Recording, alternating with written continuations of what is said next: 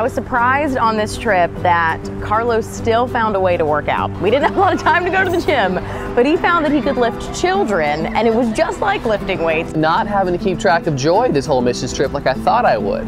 There were a few moments. The entire group had just left one of these homes and we're all like, where's Joy? And Joy was about half a block down the road walking with a little girl. Blonde hair, walking around the streets of Honduras in the middle of nowhere, probably not the safest thing. I had a chance to meet this mom named Araceli, and she was about my age and had twin boys in the project waiting for a sponsor.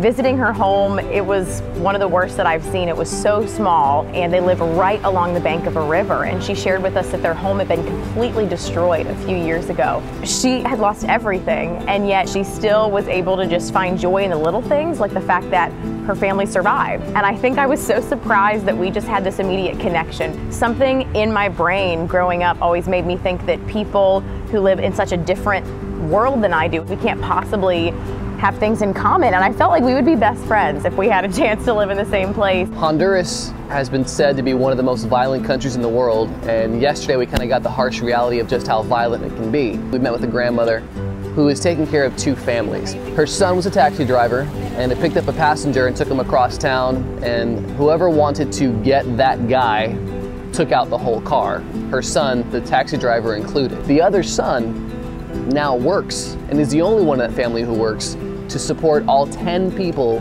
living in a home maybe the size of my living room. And to see her joy, to see her love for her family, and to see, man, just the fact that she knows she has nothing, and if not for compassion, it would be so much worse, but she is still making the most of every day, hoping and dreaming for her grandkids. I mean, her story alone was beautiful.